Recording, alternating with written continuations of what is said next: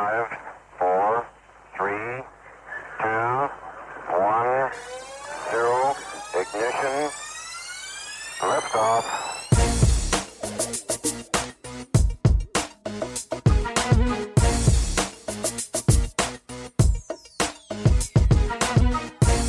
You're listening to the GHT Overland Podcast.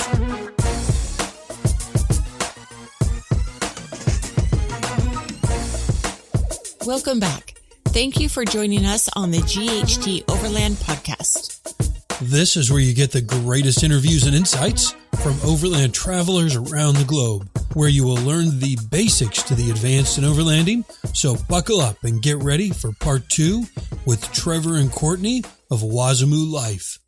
Last week, we ended on a more serious note, talking about life's challenges and how life on the road as an overlander can possibly be a little more peaceful, although it carries with it its own unique challenges and stresses. This week, we're going to jump right into finances, the envelope system, along with some great info on working on the road as a photographer and a stuntman, in case that's what you do. Then we get into communications, how to unplug for a little silence, the power of not asking questions. Wait, what? Along with the second craziest road story to date. We hope you enjoy it. Wait, but I have more questions. Of course you do.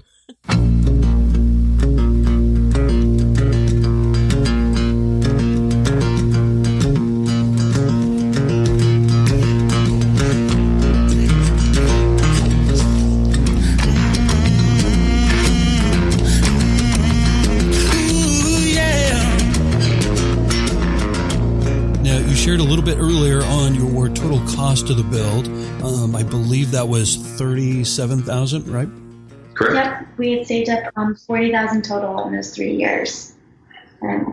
Got it. Cool. I also read on your blog that you use the envelope system. Now, I don't know how many people are aware of the envelope system, but I thought that was awesome that you're doing that. My oldest son and his girlfriend do that as well. Yes. Where you put so much money in an envelope for them, it's food, so on and so forth, rent. Right. I don't know what else they spend money on. But for you guys, it was a truck. Do you think that the envelope system worked out pretty good for you? Oh, yeah. Yes. Yeah, I wouldn't have done it any other way because for us, we would just keep it in our safe back at our house when we lived in Virginia. And it forced us to just never look at it. Like, I didn't know how much money was in there until we would, count it at the end of each year. So it's not like I was putting, I tried to, put a minimum.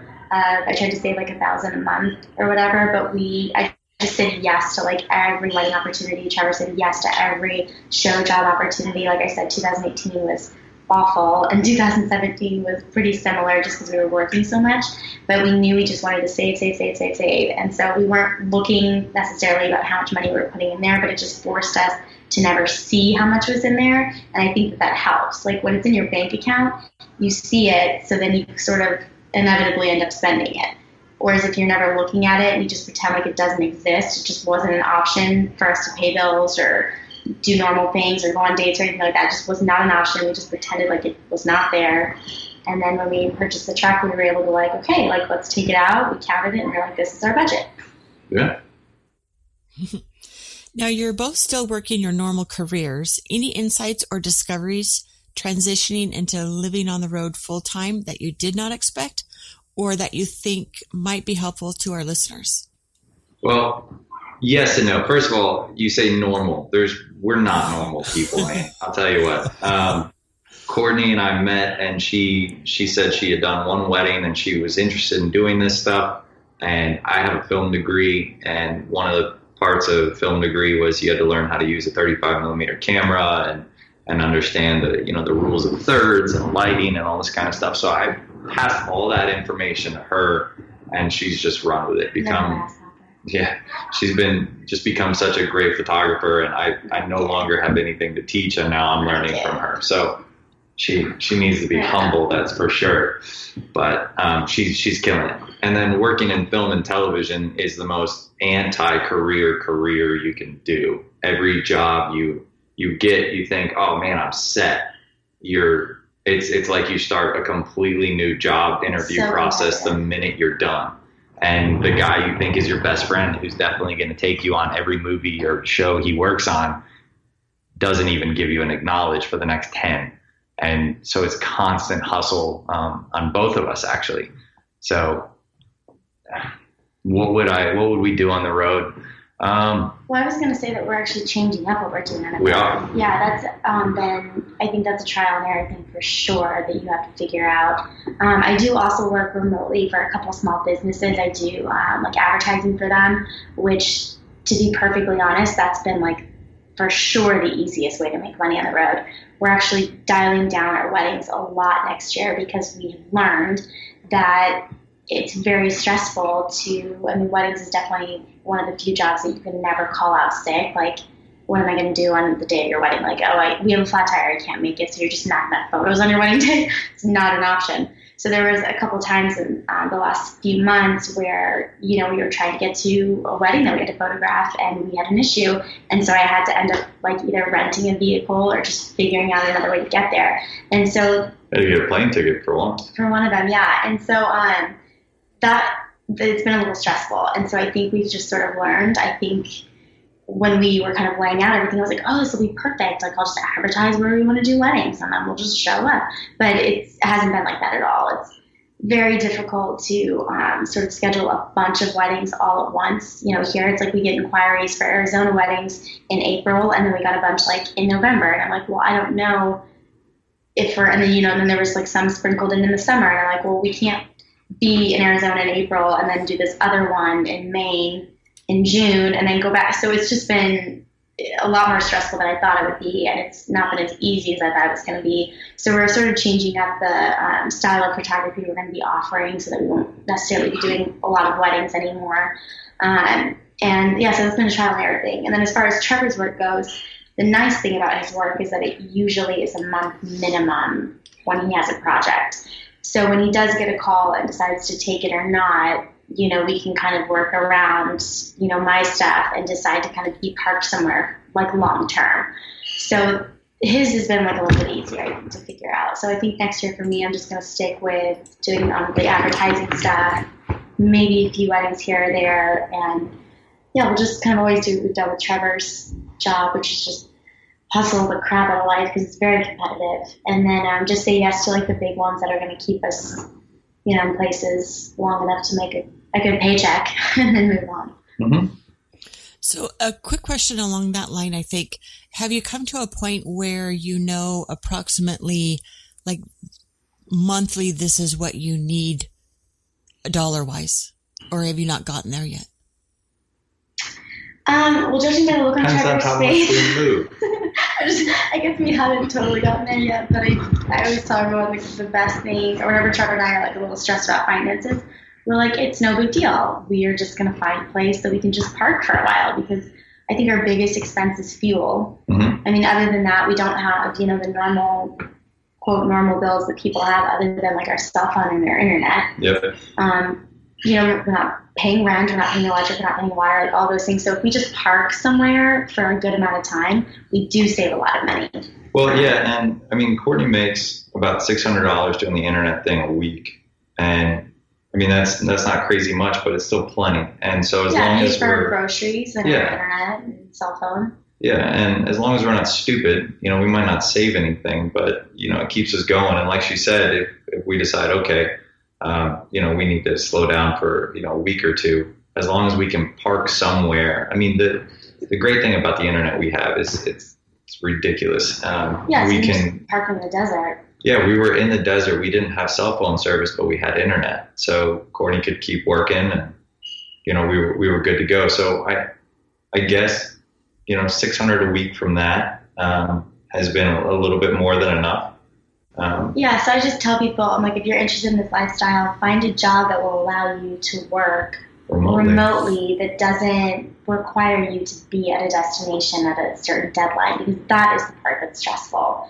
But I mean, when we're editing for weddings, I mean, that part is great because obviously you can edit anywhere and send the photos anywhere and all that good stuff. So the only thing that's been stressful is having to get to these destinations by a certain time. So like, we just have to figure out a way to eliminate that. So yeah, long short of your question is we're definitely still figuring that part of it out. And I definitely think that that's just a trial and error thing that people have to kind of figure out from the road. Yeah. And then just the biggest issue we've had wasn't, if we never had a breakdown, if we never had a malfunction, we would have been great. Since leaving Virginia in February, we've had about $18,000 in repairs. Yeah. And that's actually one of the reasons why we're back on the East Coast. And then we accumulated quite a bit of debt. Yeah. And so that is the biggest reason why we said yes to the job that Trevor's currently working on, because it's like a 5 month, if not longer, filming project. And so we were like, well, we need that paycheck. So I just scheduled weddings around this area. And so we do that on the weekends, and then Trevor's working, Monday through Friday on set. Monday through Friday. Trevor. Well, yeah, sometimes weekends. And so, that's to get us out of debt and back at a good place or whatever. So we're very, very lucky. We're very blessed that we had the opportunity to kind of, get ourselves out of the hole, so to speak. But yeah. Can you give us some insight tips on the internet connection that you've got? How are you getting this great internet in the middle of the desert? Yeah, it's actually this guy was a retired SEAL, came back to the States, tried to do what everybody military tried to do, figure out a cool job to do, thinking life is going to be great and grand and easy. And he realized real quick that not so much. So was kind of digging around, trying to figure out what he could bring back. And one of the things they use in different parts of the Middle East so that they can, communicate is local cell towers. And there's an ability to steal signal on the top of a cell tower on the highest level, and you can take just fragments of it and use that. And so that's actually the internet we have now. He's brought that idea to the States. And so we use signal just below 911's signal, but vastly above regular stuff that like AT&T or Verizon will offer. Yeah, it's been great internet. Yeah, it's fantastic, and it floats everywhere we go. But the idea is, it's great. It's great service. And at the end of the day, that's really what we needed. And we contacted Verizon and AT&T and talked to them. And as soon as they figured out that we needed to upload pictures, they're like, oh yeah, it's going to be like $700 a month. Oh, yeah. And yeah, we were like, no, it's not going to work. And found this guy because I used to race National Enduro Series, off-road motorcycle racing. And a bunch of the guys had this stuff and introduced me to the guys at VoIP, and we talked about it, and they hooked us up. That was actually, we were originally going to leave Richmond at noon in February, the day we were finished, and we ended up hanging out for another 2 hours just so he could install our internet. Yeah, which was like a very last minute thing, but man, am I glad that we did that, because we needed our internet. That's definitely a big thing if you're trying to make money from the road. You gotta have internet. Yeah, no kidding. And so the name of the service is Boyd. How's it spelled? So it's if you just type in my and then VoIP.com, which is BIP.com. Yeah. Got it. Okay. Then on navigation, anything specific that you're using, either apps or devices that you might recommend? We have the Garmin, the latest off-road GPS that they have, which is pretty rad.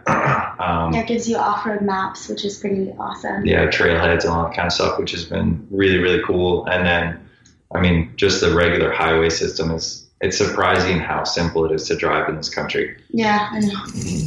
And then we just, use our laptops like anybody else. We don't have any crazy fancy stuff there. I definitely recommend, if you're doing an overland vehicle and it's loud in your cab, to get the talking, pilot head systems. I don't know what they're called, but Cadence. Yeah, you won't be able to talk in your cab if you don't have a way to talk in your cab because it's so loud.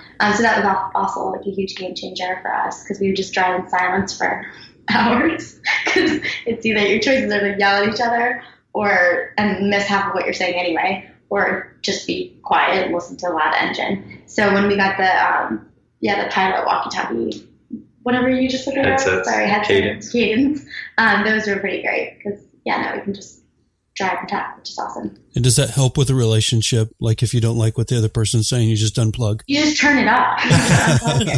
And then you just you see them talking, you just nod your head, okay. Lisa would always have hers unplugged. Courtney quite often will pretend that she can't. She's like, what? Yeah, no, for sure. It's really convenient. Or I'll be like, well, did you tell me that when you're in the cab? Because it's not my fault if I didn't hear you. So yeah, It has been great. Just turn them down, put a volume on your spouse. That's right. Well, you're the one, Chris, that likes the silence. I need the headset because I need to talk. Yeah, that's true. Yeah. You're just going to ask 100 questions. And that's okay.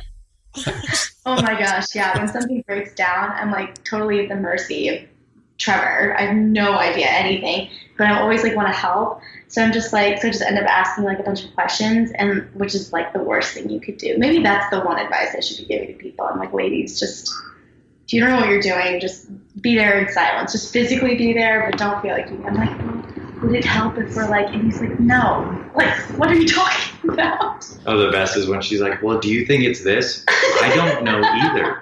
That's why I'm on the ground, upside down, covered in oil, trying to figure it out. I'm nervous about it. I'll just like, and I'm like a verbal processor, so I just assume everybody else is. And Trevor's a very internal processor. So I'm like, maybe you just talk through the problem. He's like, that's the worst thing I can do. Kourtney, I think that might be the best advice we have ever heard on this podcast. Yeah, you're welcome. So, I'm a verbal processor, so I just discovered that that's the best advice I've ever given myself. Yeah. Sometimes we start talking and we don't really know where the sentence is going to go. That's an Office reference. Yes, it is. Which is something else you'll find if you're living on the road permanently, not just find yourself a weekender. Find a show you like. Yeah, that's right. Good. So let's go through some onboard necessities real quick. How much fuel can you carry? How far does that take you? And how do you calculate your fuel needs? All truck questions. Yeah. So we're 58 gallons. We wanted to go bigger, but again, budget and time constraints stopped us. So 58 gallons will get us 343 miles if we're driving at a constant pace of 45 miles an hour, which unfortunately does not happen. And so more or less, whenever our tank gets to half, we stop. Because after that, it goes a little quick. As well as anytime we're off-roading, we'll be in a much lower gear. And because we're sitting on 47-inch tires, we chew up quite a bit of fuel there as well. So we usually go about 250 miles, and then doesn't matter where we're at, we fill up. Got it. And how much water do you carry, and any tips you have on filtering water? Yeah, we're at 95 gallons of water. And yeah, we originally were filtering our water going in, and we're going to add an additional filtering system, post, tanks. But when it gets hot outside, we get that plastic flavor no matter what we do. Yeah. So we're looking for a new kind of filtering system, but we filter straight from the hose line into the truck. But we've recently come to the point where we use that water for bathing, cooking, and cleaning and everything. But then we just fill up our gallon water tank things from grocery stores. You know, like the glacier water fills that you see outside of like Safeways and Kroger's and that kind of thing.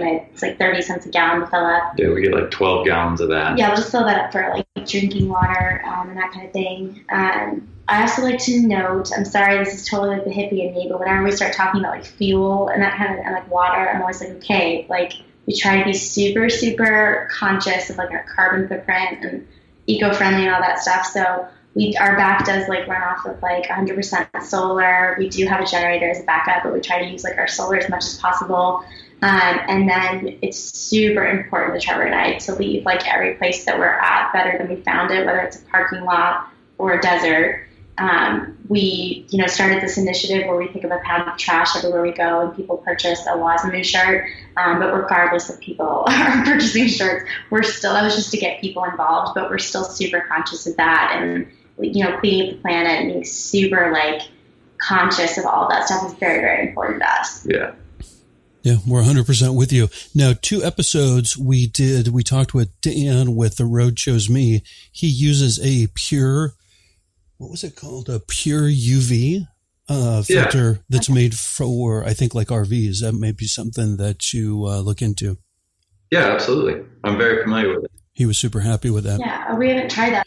Now, do you guys use solar or a generator? What are you using to make sure that you've got all the electricity you need for doing your online stuff?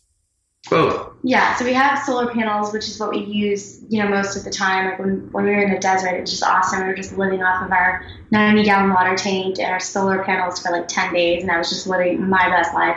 But we do have a generator if our batteries just aren't able to charge quite enough, if it's super cloudy, or, we're just in an area where there just hasn't been a lot of sun lately, or we're just using a lot of energy, that kind of thing. We do have a generator for a backup, but we try to use our solars as much as possible. Yeah. Yeah, the biggest issue we're having right now we purchase things from the knowledge people had of RVs. And so the solar system we got was very much restricted, and it only charges our batteries to 13.1 voltage when lithium phosphate batteries need to be charged to 14.4. So once we get ourselves back up financially, after our motor had to be rebuilt and all that kind of stuff happened, one of the things we're going to do is be purchasing and installing a high voltage solar system and solar controller that will have absolutely no problem charging all 5 of our lithium batteries. Because right now it's 98 degrees outside, and getting our AC to cool it down takes about 90 amps. Mm-hmm. So that kind of drains us. We can run for, I think, 6 hours straight without any sunlight. But after that, it's like, nope, I'm done. Yeah. So. Okay. And any specific recovery gear that you use or would recommend? Oh, man. When I said make small, like get rid of your stuff, downsize, 100%, except for your tools. I don't care what you bring them all, because you're going to use them. We haven't had a point yet where we've ever been stuck. Like I said, we'll go the same trails you will, but we'll just go very, very slow. I can't tell you how many times, if we're coming down a really sketchy looking trail, but I can see, I'll just keep going. The minute it goes around a bend or over a hump in the trail or something like that, we stop, we park, we hike. We're scouting everything we do.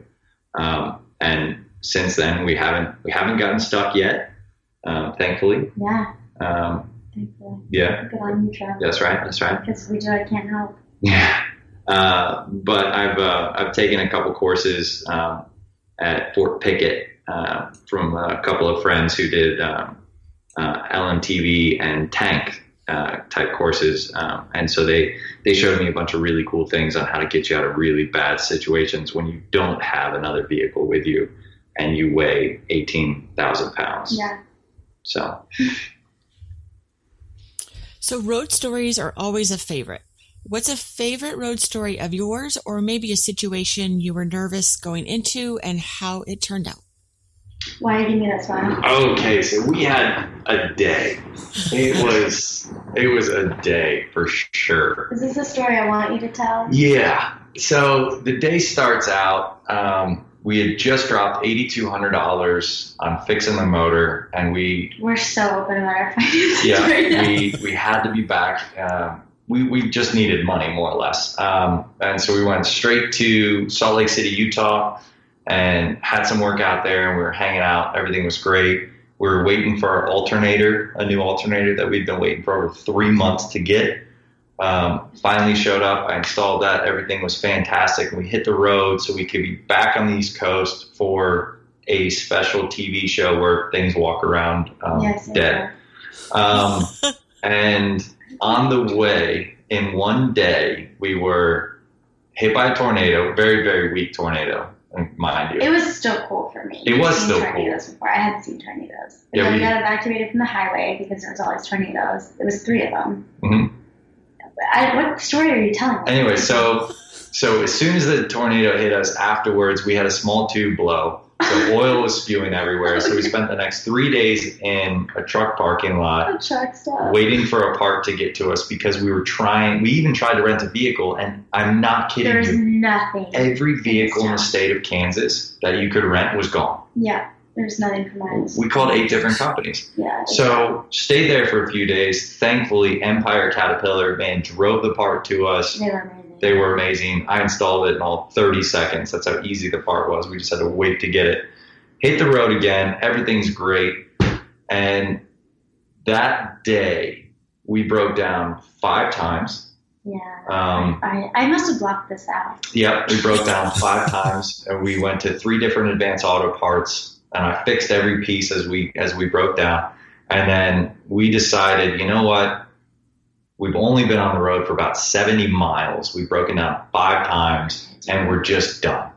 So at about 6 o'clock, 7 o'clock in the afternoon, mind you, we got on the road at 7 a.m. Yeah, so we'd literally been driving all day and went nowhere. Got nowhere. Yeah. So we pull into a Planet Fitness because that's one of the few places we can go and shower anywhere in the U.S. Yeah, we've got a membership there, and that is really big advice. Get yourself a Planet Fitness membership. And they're open 24 hours. Yep. So we pull into that, and I hear the power steering screaming. I'm like, you gotta be kidding, the power steering's going? And so I quick pull into a parking spot and hop out thinking, all right, I'm going to see if maybe we just got a leak somewhere. And all 4 tires are completely flat. And that was so bad. Our central tire inflation system decided to take a dump. And we still have oil leaking at this point too, by the way. Yep. Oh yeah, no, we didn't tell you this. So that $8,200 repair. Yeah. Broke again. After like 100 miles on the road. Yeah. Yep. After we had spent it. And we had to take out a loan for that fix. And then like a day later on the road it broke. So this was a bad day. So this was a dark day. So all 4 tires are flat. So I've got to figure, because that's just not an option. You can't limp your way, another 1,800 miles on flat tires. And they weren't actually flat. Like there weren't holes in them. The central tire inflation system, which is probably the coolest part of an LMTV, is also the most horrifying part of an LMTV because it likes to make its own decisions sometimes. But what was interesting about this particular day is I had started I was on Instagram like that morning, and so like I started out and I was just like, we're having some trouble with the vehicle. And it was funny that I had started Instagramming like that morning talking about the problem, because then the day like just evolved over social media. Like a lot of times like people will get on like at the end of the day and be like, man, we had like quite a day, like listen to this. But we had like such a weird situation where I had started the story at the very beginning and then just because I had nothing else to do to start fixing it. So I was just documenting the madness as it was unfolding, and it was like it was actually unbelievable. Like I know some stories can get like really boring and like we're totally guilty of that, but this one was very interesting to watch because it was every time you saw the next like segment, like the next chapter, it was like a new problem on the truck, and like it was so bad. And so my aunt, who was watching this, or like I think it's my mom actually, she like Venmo'd me $50, and she's like, "I'm so sorry that you're going through this." Wait, do you not want me to tell this part? We're just not there yet. Okay, sorry. Leapfrogging the hurry story. up. So middle of the parking lot, trying to figure out the central tire inflation system. No idea what to do. Some random cop shows up and bugs us for like 30 minutes. And the entire time I'm sitting there, I'm like, dude, either kick us out of the parking lot or help me out. Like, and all he wanted to do was chat. So that was fine. So I finally figured out, okay, if I actually shut off the central tire inflation system, we can, hitchhike our way to Home Depot or Lowe's, get ourselves set up, because our compressor is still working on the truck. We can get ourselves set up so we can inflate all 4 tires. I can try to deal with the oil leak some more. I can try to deal with the fact that our alternator that we had just bought as well was not working for the 3rd time. So we had no electricity, no headlights, no taillights, no brake lights. Scare people into definitely not doing this lifestyle. Yep, our 4 tires are flat. I mean, it's driving me nuts. There's 10 problems in 10 different directions. It wasn't even like driving me nuts. I was just like, this is so unbelievable. I can't even be upset. Like, so yeah, it's like, no. So it's like 9 o'clock, and Kourtney's like, listen. I go ahead. Yeah, like my mom just sent us $50 and was like, "I'm so sorry you're having such a hard day. Stop what you're doing and go eat something." She's like, "I'm like watching you guys on Instagram. I know you like haven't been eating today because you're so stressed, whatever. So just stop what you're doing, take a break, and go eat." And I'm like, all right. And so we like look around, and there's like an Olive Garden within walking distance. A little hole in the wall. A little hole in the wall. So I'm like, we're just gonna go over there and get some fettuccine Alfredo, just chill out. So like I had to talk Trevor into it because he's like stressed. He was like, "What are we gonna be doing? Whatever." Meanwhile, the dogs are like, whatever. It was madness. So we walk over to Olive Garden and we sit down, and I'm like, I just take Trevor's hand. And I'm like, "We got this. It's okay. Like we're just gonna enjoy this meal and calm down." Waitress comes over, takes our order. I ordered fettuccine Alfredo. I'm so excited about it. And we're just sitting there and just like taking a deep breath. And the manager comes out like right after we put our order in and goes, I'm sorry. I'm so sorry. We need to evacuate the Olive Garden because our oven just blew up and there's a fire in the kitchen. And we need to evacuate everybody as quickly but as organized as possible. So everyone's like, and we're like, "Are you kidding?" So the story ends like on our like Instagram thing or whatever, where we're like standing outside of Olive Garden with all these fire trucks. But it's not over yet. So we run across the street to a TGI Fridays, and we call them ahead of time. We're like, look, I know you guys are open for 10 minutes. Can we just eat something? We just eat whatever your leftovers. And they said, fine, go ahead and come over. So great. So we've been away from our truck for about 30 minutes now. And we walk across the road, and some random lady's car broke down in the middle of the road. So we pushed her out. And then we're walking all the way over to our truck, and there's the weirdest set of white pants hanging off the front wheel. Yeah, it was the strangest thing. So we walk over more, and it turns out some homeless guy who we assume that. We don't know. I assume, either that or... But whoever it was peed in his pants. He peed in his pants. And left his pants there. And decided, and went through broke into our cab and stole like some sunglasses and some other stuff and like went through like all of our crap and left his pee pants. Behind. And like... Oh my but gosh. It was... So the Olive Garden blew up. Our truck is broken everywhere. And somebody peed their pants in our cab. It was a really dark day. That was a dark. Yeah, there's a picture Kourtney took that just speaks to that day. I'm not completely underneath the truck. I'm just beside it, and it's about 9:45 at night, and I'm just laying down. Yeah, he's just got his hands like over his face, so we're just like, what are we doing? But yeah, I mean, the next day was. Yeah, I got so good. The next day, some people like drove past and like just asked us what was going on and gave us like a free ride to Home Depot. Trevor was able to get all of his tools. It was just a fresh start. Gave him a ride back. They were wonderful. And yeah, Trevor figured out the problem to get us back on the road. And the end of the story is we made it back to Virginia in pieces, but all the pieces came with us. All the pieces came with us. And that's what's important. But yeah, that's funny that that's the story you told. I thought you were going to tell a happy story. That was amazing. Wow. And I thought I had bad luck sometimes. I've had days that have gone like that. But we've had no pee pants. But no pee pants, and the restaurant didn't catch on fire. Oh, my God. I forgot one more thing. What? I forgot. So our central tire inflation system is also attached to our truck brakes because we have an air system. We don't have a parking brake. We so still don't have one. Yeah, so we now have to chuck our tires to stop. Yeah. Well, okay, no, we can stop. I take that back. We can stop on the road. Yeah. Yeah, we have a brake like when we're driving. We just don't have a parking brake. Yep. And so Kourtney has to.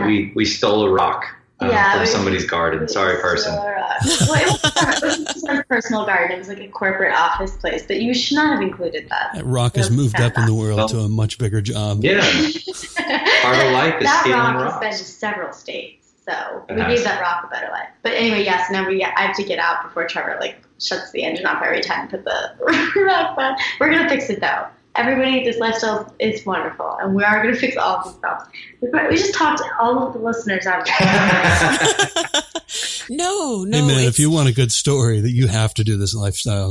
You can't have a story like that if you don't. Sitting on the couch is just sitting on the couch. That's right. That couch I had a rough day. I lost a potato chip.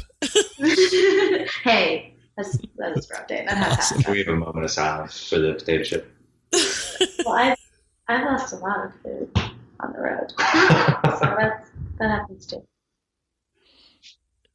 So any helping others, doing good, or philanthropy that you focus on during your trips, or maybe like the Uganda thing or anything else that you guys do? Yes, that is super, super important to Trevor and I. Humanitarian work has always been, it's not like I'm this wonderful person. It's just a way of how I like to view the world, how I like to experience the world, just like helping others. I'm very drawn by acts of service, as is Trevor. So it was super important to us that we acknowledged in doing this, the privilege of being able to do this. So we always tell everybody, this is a very upscale lifestyle, really, because there's so many people that don't have the option and have to live out of their vehicle or have to live on the go. So choosing to live out of our vehicle is a huge privilege. And So it's really important for us to connect with the community of people that have a hard time and are living out of their vehicles out of necessity. So because of that, we've started a couple initiatives. I referred to the cleanup one earlier, where we, it's really important to us to leave every place better than we find it, but it's equally as important to leave every person that we meet better than when we found them. We want to. And sometimes that's us. Yeah. Sometimes it's other people pouring into us. I mean, the Road Life community has been amazing. It's definitely the best community I've ever been a part of. There's not a hint of competition or cattiness. Everyone's just super supportive of one another. So that's been a huge blessing. So we started a couple of things. We do the cleanup thing. If you buy a Wazimu shirt from our website, wazimulife.com, then we document us picking up a pound of trash from an area. And then the other thing just is, so you know, that never actually happens. Like, she says a pound of trash. You buy, if one person buys one T-shirt, we sit on the side of the road for like 2 hours just picking up trash. Yeah, there's trash everywhere. Humans are disgusting. Yeah. But we also do these things called Wazimu Love Bags, and we've both worked in the homeless humanitarian organizations before, and so we've done like a lot of research just in talking to people and befriending a lot of people that live on the street full time, just what their biggest needs are, what are some things that are helpful for them.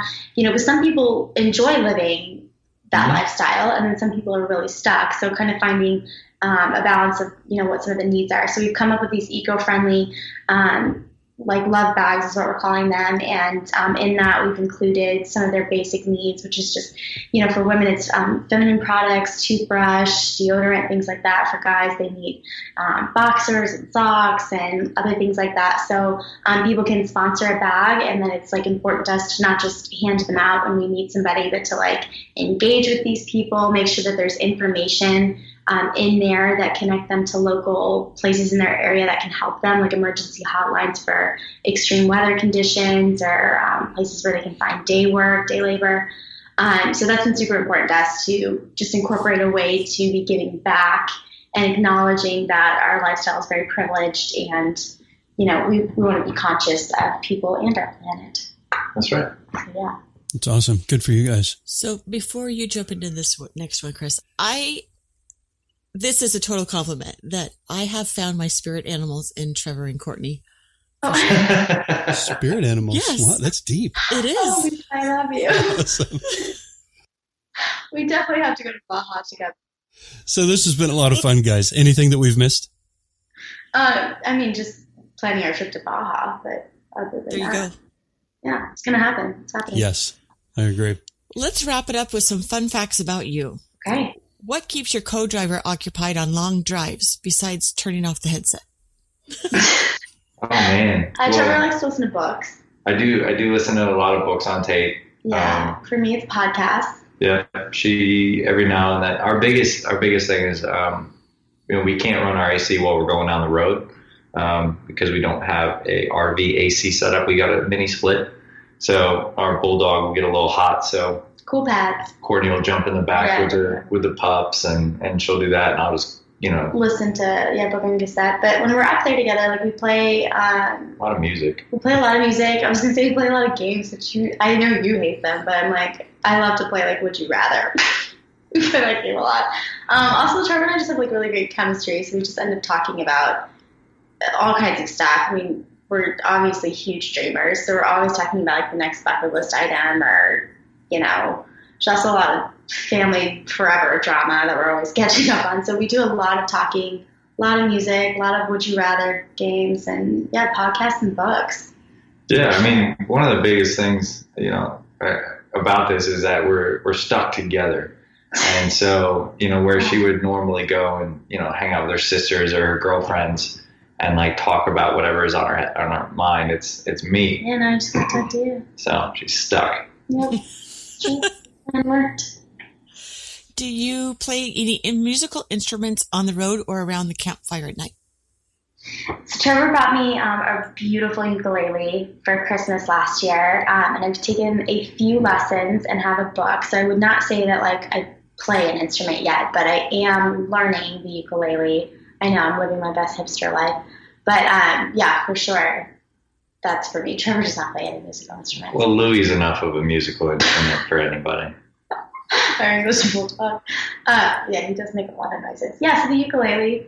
But yeah, other than that, no, neither one of us is very musically inclined. The ukulele is about as extensive as I would get with an instrument. What's your favorite drink in the morning to get you going? Brew Doctor kombucha. All right, so real quick story. Kombucha. When I sobered up, there was definitely a hole that I needed to fill, and I didn't know what to fill it with.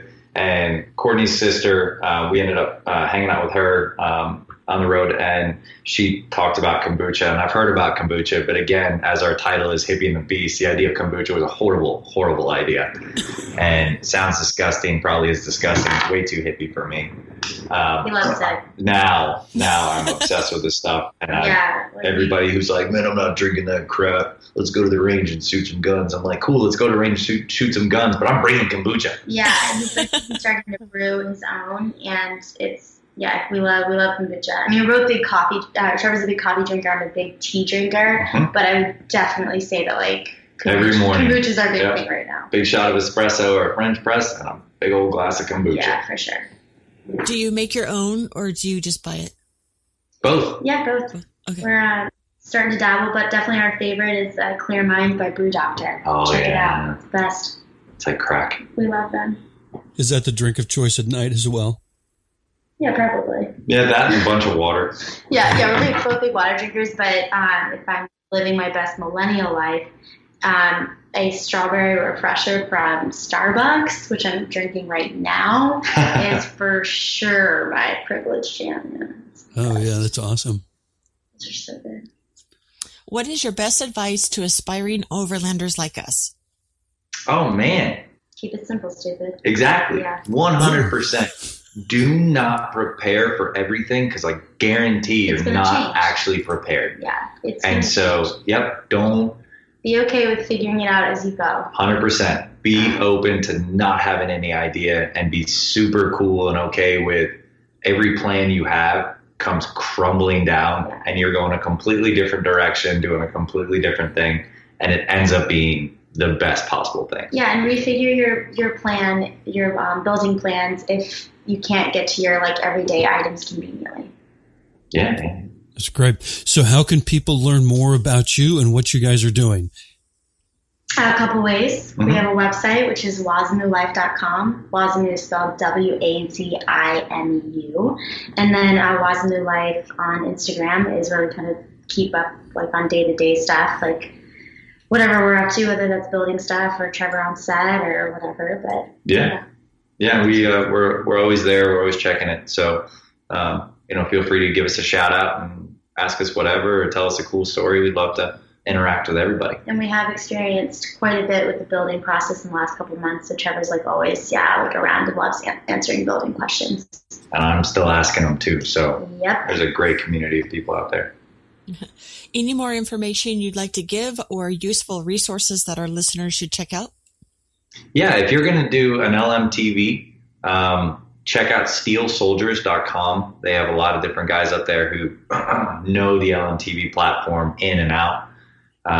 Definitely a good one. And then, as much as I hate to admit, the social media, Instagram world, the minute you just type in LMTV or M1078 or even Stewart and Stevenson, you're going to get just a plethora of people who are doing similar builds, and everybody knows something that you don't. For sure, and everyone's been so helpful. I mean, like I said earlier, this community's just been amazing and so open and just wonderful. Yeah. Feel free to, and then all of them answer questions. And then definitely look up Lion Energy batteries for your battery needs. They've been awesome. And then work with local people with your builds. I mean, people get excited about this kind of stuff. We're so thankful for Matt at Geppetto Millworks. We absolutely could not have done our build without him. I mean, that is a huge understatement.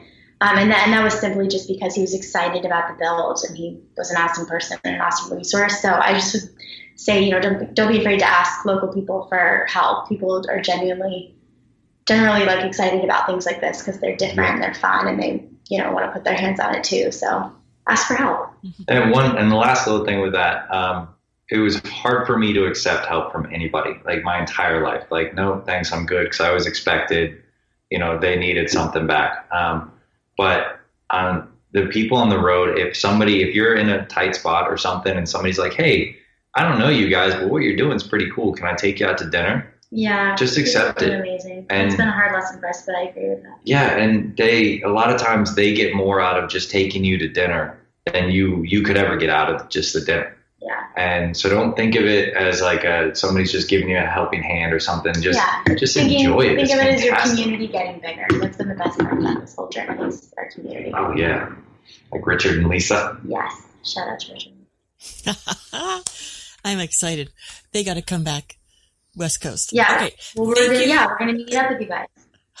Thank you so much for your time. We are humbled that you've given us such an amazing look into your world, experiences, and knowledge. Safe travels and adventures to you, and we hope to catch up with you again in the future. Yeah, thank you so much for having us, you guys. We really appreciate it. Yeah, thank you. Cheers. Thank you. Cheers. Have a good one.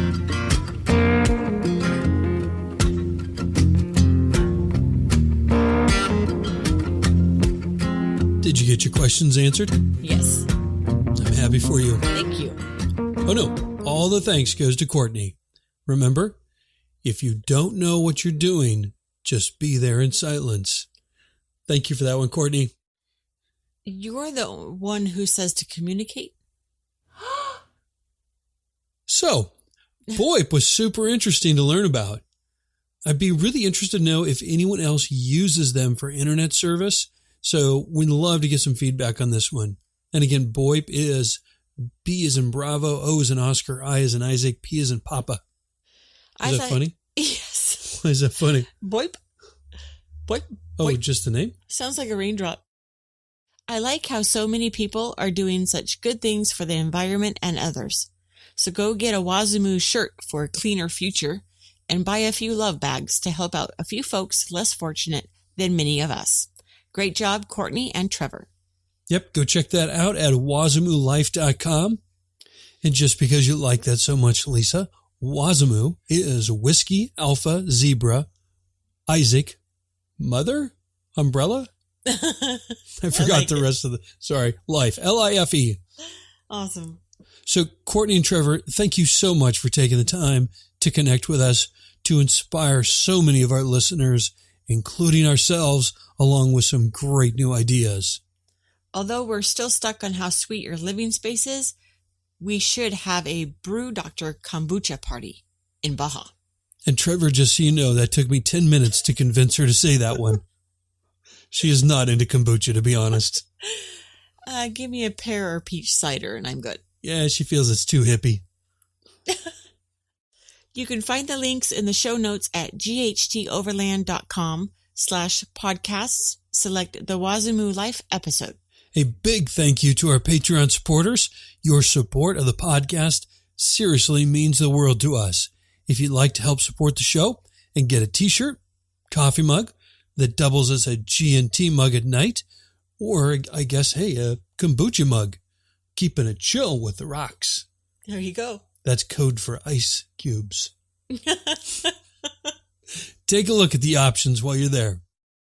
Then we also got a email from one of our listeners that I thought was pretty interesting from Olga Wolf, and she wanted to know more about what people are doing for schooling on the road, what are some good resources for schooling, and more about health insurance. So we should be asking those questions. Olga, thank you for taking the time to send us a note. That really meant a lot to us, so thank you. If you have questions, suggestions, or feedback, feel free to send those to ghteoverlandpodcast@gmail.com. You can find us and tag us on all the social medias at ghteoverland. We would be absolutely grateful if you'd consider telling a friend or two about the podcast. Overlanding is all about the experiences of meeting new friends, seeing the most amazing places on earth, and of course, new food and new drinks. For even more good overlanding karma, kindly subscribe, rate, and review the podcast, giving the GHT Overland podcast a little extra love on your podcast platform of choice. Thank you, and we will see you next Thursday. Show gratitude, be humble, have tenacity to achieve your dreams. Thank you, and we will see you next Thursday for a brand new episode of the GHT Overland podcast. Bye.